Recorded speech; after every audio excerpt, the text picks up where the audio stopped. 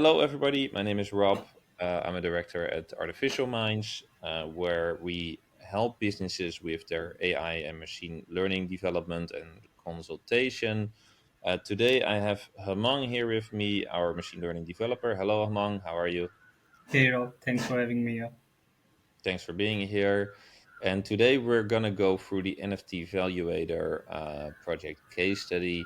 So, just to give a little introduction, the NFT Valuator project is a project to give investors and collectors some more information if a particular NFT is a good investment or not based on our data set. And we applied machine learning for this to actually help to come up with the right estimations for which particular NFT should be which value, to help investors which one to buy and which one to wait for a better price. So, Hamang, let's start with the project development for this particular case. So, starting with the custom data set creation, can you tell a little bit more about that?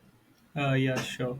So to create this project and to create any machine learning project even, the foremost and the backbone of a project is to have a good data set. And in our case, when we were looking for data set, actually the data sets are easily available in the Kaggle, but we are not. But for our project, we were not able to get a good data set, and we wanted our project to make it very much accurate.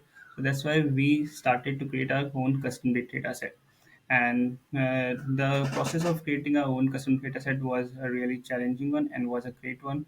So we thought to have as much as variables possible, and the data set which included was to like have the Twitter sets as well, the created at store, rarity score of an NFT. So I'll try to explain why exactly we chose to use the Twitter sets in that data set as well, because see, NFTs were bought because of the sentiments as well, and we wanted to know the sentiments behind buying an NFT. So if I'm going to buy a NFT and if I'm going to talk about that on the Twitter, there are going to be lots of comments on that, so that it is going to definitely affect the price of my NFT. That's why we also use the Twitter sets, and for that we created our own API to fetch the data again and again. So that was the process of creating our own custom data set.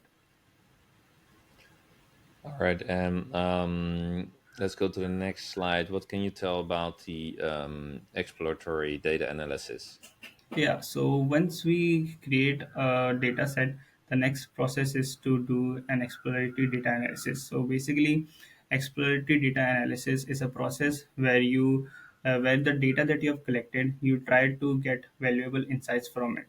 Now, the valuable insights don't necessarily need to be in the form of data only, because we want to make it more easily. We make charts out of it, and for that, we use many machine learning algorithms as well to create a good chart and to make sure that the data that we're using is actually going to be helpful for us in the future. And we are also able to share the charts with the client so that they are also able to understand that how the data set is using and how the process is going to be taking place.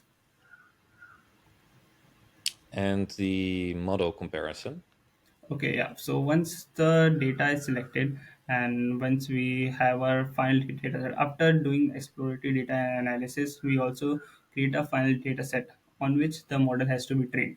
Now, in our case, this was a regression model. So on a regression model, basically, there are two variables, which one is a dependent and one is an independent variable. So on that, we had choice to choose many models as possible, and our final goal was to create a model which was as accurate as possible. And in that, we had somewhat around 20 to 24 machine learning model comparison, and we did comparison on all of that. And then we chose to go with another model, that was the light GPM model, which is just listed in the screen below. And yeah, that was the thing. Okay, so what are we looking at here? Yeah, so once I started with the light GPM model, what we did was our goal was to have the R2 score as best as possible. Now, R2 score is a really one of the most important variable in understanding how your actually algorithm is going to work. So when we started out with the training part of the model, our RT score was not very good, we s- but we keep on training the model again and again. So you can see the gradual progress in it, and at the end we reached a classic RT score of 0.99, which showed that the model that we have trained was very powerful. Okay, that's great. So here, the final slide about our achievements, where we collected the data of about 40,000 unique NFTs distributed over 10 different collections. So thank you again, Hamang, and talk to you all next time. Goodbye. Talk to you again. Bye. Goodbye.